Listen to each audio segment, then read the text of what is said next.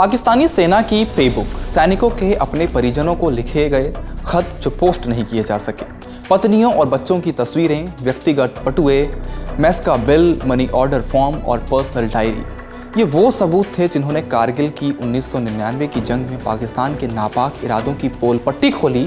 तो इन्हीं दस्तावेज़ों से भारत की खुफिया चूक भी जाहिर होती है।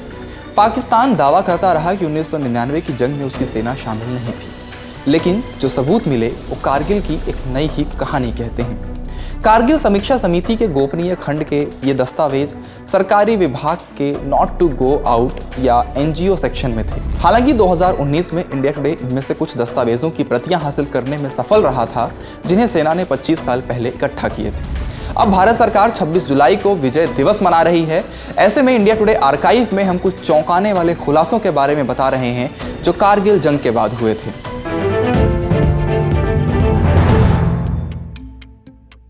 नमस्ते, मेरा नाम धनंजय है और आप देख रहे हैं इंडिया टुडे हिंदी। 17 जुलाई 2019 को इंडिया टुडे मैगजीन ने इन्हीं दस्तावेजों के आधार पर कवर स्टोरी छापी थी। उस समय संदीप उन्नीथन अपनी रिपोर्ट में लिखते हैं, भारतीय सेना को बंकरों और छोटी खाइयों में 200 से ज़्यादा उन पाकिस्तानी सैनिकों के शव मिले थे जो शायद भारतीय सेना की होवित्ज़र तोपों की भारी गोलाबारी में मारे गए थे। भारतीय सैनिकों को मारे गए दुश्मन के सैनिकों की जेबों और बैग की तलाशी में ऐसे दस्तावेज मिले जिनसे राष्ट्रीय राजमार्ग 1A पर नज़र गड़ाकर संगरों में छिपे बैठे दुश्मनों की ठीक शिनाख्त की जा सकी। अभिशप्त पाकिस्तानी सेना ने इसे ऑपरेशन कोह पेमा यानी पर्वतारोही या ऑपकेपी का कोड नाम दिया था। कारगिल जंग की शुरुआत 3 मई 1999 को मिली एक सूचना से हुई जिसमें देश की सीमाओं के अंदर घुसपैठियों के होने की बात थी। ये सूचना भारतीय सेना को चरवाहों ने दी थी। इस जंग के 1 साल पहले ही भारत और पाकिस्तान दोनों ने परमाणु हथियारों का परीक्षण किया था और तब तक किन्हीं भी 2 परमाणु शक्ति संपन्न देशों ने युद्ध नहीं किया था। इस बीच पाकिस्तान के तत्कालीन सेना प्रमुख परवेज मुशर्रफ को सूझी कि क्यों ना LOC के पास स्थित उन भारतीय चौकियों पर कब्जा जमा लिया जाए जिन्हें भारतीय सेना सर्दियों में खाली करके चली जाती है। संदीप अपनी रिपोर्ट में बताते हैं कि मुशर्रफ का ये अनोखा प्लान पाकिस्तान के जनरल हेडक्वार्टर में कई सालों से धूल फांक रहा था। इसके बारे में मुशर्रफ को पहले से काफ़ी कुछ जानकारी इसलिए थी क्योंकि वे एक बार डायरेक्टर जनरल मिलिट्री ऑपरेशन यानी DGMO रह चुके थे।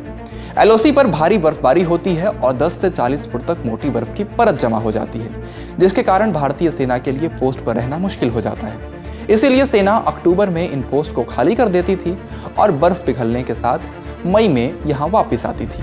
ऑपकेपी में योजना बनाई गई कि LOC की उन खाली पोस्टों पर पाकिस्तानी सेना के अर्धसैनिक बल नॉर्दर्न लाइट इन्फेंट्री यानी NLI का उपयोग करके कब्जा जमा लिया जाए। पाकिस्तानी सेना के इन जवानों ने मुजाहिदीन की तरह ही सलवार कमीज पहनी थी। सेना के तत्कालीन उप प्रमुख लेफ्टिनेंट जनरल चंद्रशेखर ने इंडिया टुडे को बताया, मई के शुरुआती हफ्तों में हमें लगा कि हम मुजाहिदीन से लड़ रहे हैं। हमने जो रेडियो संदेश पकड़े वे पश्तो, बल्ती और अन्य स्थानीय भाषाओं में थे। हमारी सेना को इस बात की पक्की जानकारी भी नहीं थी कि घुसपैठ करने वाले लोग कौन हैं, कितनी तादाद में हैं। हालांकि जून की शुरुआत में ही ये साफ हो गया था कि ये एक बड़ी घुसपैठ है और घुसपैठियों ने अस्थायी मोर्चे तैयार कर लिए हैं। 6 जून को सेना ने कारगिल में बड़ा हमला किया और बटालिक में 2 प्रमुख पोस्ट पर फिर से कब्जा जमा लिया। संदीप उन्नीथन अपनी रिपोर्ट में इस बात का जिक्र करते हैं कि इस वक्त तक भारत में खुफिया विफलता का एहसास होने लगा था। कारगिल अभियान में शामिल एक अनुभवी अधिकारी ने आश्चर्य और अविश्वास के भाव से बताया था, वे सब एक झील के पास बैठे थे, एक पूरी पाकिस्तानी ब्रिगेड झील के उस पार खड़ी थी और हमें वे कैसे नजर नहीं आए। 2019 की स्टोरी में तत्कालीन सेना प्रमुख जनरल VP मालिक का बयान दर्ज है जिसमें वे कहते हैं, पाकिस्तानी सेना का मुजाहिदीन मुखौटा 1999 के जून मध्य तक सफल रहा क्योंकि जंग से पहले तक सेना के शामिल होने की कोई खुफिया रिपोर्ट नहीं आई थी। सभी खुफिया एजेंसियां अपनी शुरुआती रिपोर्ट में मुजाहिदीन आतंकी कैंपों और गुलाम कश्मीर में उनके जमावड़े पर ध्यान दे रही थी। गलत सूचना देने की पाकिस्तान की ये योजना इलेक्ट्रॉनिक डिस्क्रिप्शन प्लान सफल रही। तब जनरल का ये भी कहना था, हमारी खुफिया एजेंसियां यहाँ तक कि मोर्चे पर सैनिक भी यही मान रहे थे। मेरा तर्क था कि मुजाहिदीन इतनी देर तक टिक नहीं सकते या तोप का प्रयोग नहीं कर सकते, पर सुरक्षा मामलों की कैबिनेट कमेटी CCS को इससे सहमत नहीं कर सका। शायद यही कारण था कि CCS ने कारगिल को युद्ध घोषित नहीं किया और LOC पार करने की अनुमति नहीं दी। सरकार तब मानी जब तोलोलिंग पर कब्जे यानी 13 जून के बाद पाकिस्तानी सेना का हाथ होने के ठोस सबूत मिले। वहां से पाकिस्तानी सेना के नियमित हथियार और उपकरण ही नहीं मिले, बल्कि सैनिकों की पे बुक, मूवमेंट ऑर्डर और सिग्नल कोड बुक भी हाथ लगे। संदीप उन्नीथन अपनी 2019 की रिपोर्ट में लिखते हैं, ऑप केपी पाकिस्तान का गुपचुप तरीके से कारगिल की पहाड़ियों को अपने कब्जे में लेने का अभियान था, पर इसने अपने पीछे दस्तावेजों का ऐसा अंबार छोड़ा जिसने उसकी कलई खोल दी। उसमें भारी मात्रा में ऐसी सामग्री भी थी जिससे एक आम औपनिवेशिक मूल वाली दोनों ओर की सेनाएं परिचित थीं। उनकी गौर से छानबीन की जाए तो उनमें ऐसे कई सुराग मिलते हैं जो नज़र से छूट गए।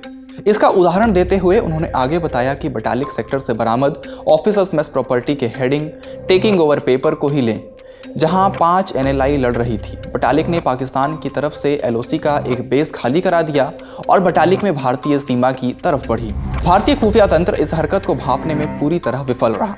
इसके अलावा बरामद की गई चीज़ों के बीच पाकिस्तान के नक्शे की प्रतियां भी थीं, जिसमें भारत के हिस्से के LOC को पाकिस्तान में दिखाया गया था।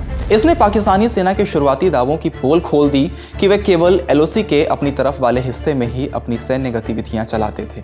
जब 5 जुलाई को प्रधानमंत्री नवाज शरीफ ने अमेरिकी राष्ट्रपति बिल क्लिंटन के साथ बैठक के बाद अपनी सेना को कारगिल की चोटियों से हटाने की घोषणा की, पाकिस्तानी फौज ने सिर्फ 5 शवों को स्वीकारा, जिसमें 12 NLI के कैप्टन करनाल शेर भी थे, जो कारगिल के गुलटरी में मारे गए थे और उन्हें मरणोपरांत पाकिस्तान का सर्वोच्च सैन्य पुरस्कार निशान हैदर दिया गया।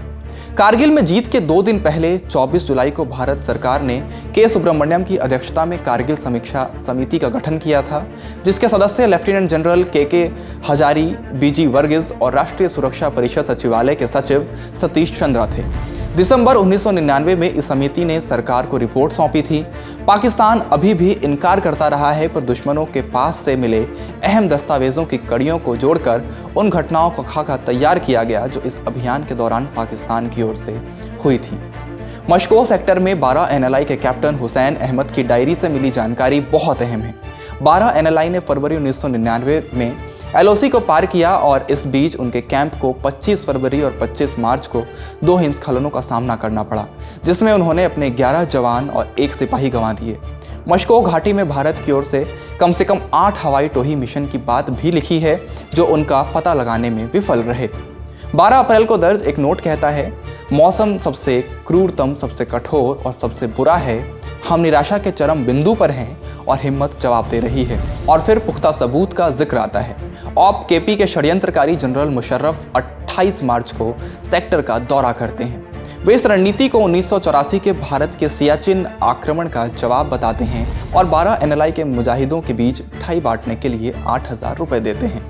इंडिया टुडे की रिपोर्ट के मुताबिक 2006 में जब मुशर्रफ ने अपना संस्मरण in the line of fire जारी किया तो उन्होंने सार्वजनिक रूप से अपनी सेना की भूमिका स्वीकार की और कारगिल में जीत का दावा किया। जुलाई 2004 में इंडिया टुडे से खास बातचीत में नवाज शरीफ ने कहा था, कारगिल में मारे गए सैनिकों की तादाद 1965 और 1971 की जंग में मारे गए सैनिकों की कुल संख्या से भी ज्यादा थी। नवंबर 2010 में मुशर्रफ के लंदन जाने के बाद फौज ने ऑप केपी में मरे 453 फौजियों की सूची अपलोड की थी। संदीप उन्नीथन हालिया स्थिति पर लिखते हैं कि कारगिल जैसी घुसपैठ की पुनरावृत्ति की संभावना अब नहीं दिखती। लद्दाख क्षेत्र में अब सेना का बड़ा जमावड़ा है और नए तोपखाने तथा यहाँ की युद्धक टैंक और बख्तरबंद गाड़ियों की भी भारी तैनाती है। 20 साल पहले इस क्षेत्र की निगरानी यहाँ तैनात रहने वाली एकमात्र ब्रिगेड के हवाले हुआ करती थी। उसकी जगह अब यहाँ की जलवायु में पूरी तरह से अभ्यस्त 3 डिवीजनों की एक पूरी आर्मी कोर ने ले ली है।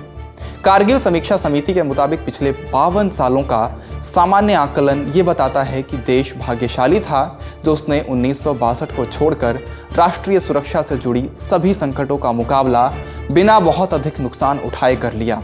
अब देश इस काम चलाऊ कार्यप्रणाली को बर्दाश्त नहीं कर सकता, इसलिए समिति ने राष्ट्रीय सुरक्षा प्रबंधन, निर्णय लेने की सर्वोच्च व्यवस्था और रक्षा मंत्रालय तथा सशस्त्र बल मुख्यालय के बीच इंटरफेस के गठन की सिफारिश की थी। 20 साल हो गए लेकिन यह प्रक्रिया अब तक शुरू नहीं हुई है।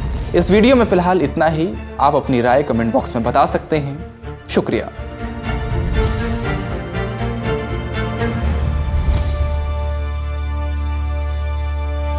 इसी तरह की तसल्ली से भरी हुई एक्सक्लूसिव रिपोर्ट्स देखने के लिए सब्सक्राइब करें इंडिया टुडे हिंदी का YouTube चैनल और बेल आइकन जरूर प्रेस करें ताकि वीडियो अपलोड होते ही आपको खबर हो जाए।